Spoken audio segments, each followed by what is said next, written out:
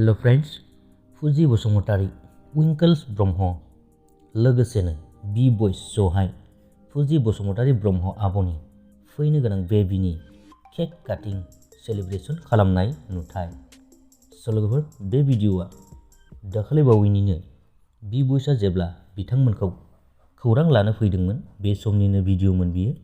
लोगोफोर, बेखौनो नोंथांमोननो दिन्थिनाय जाबाय।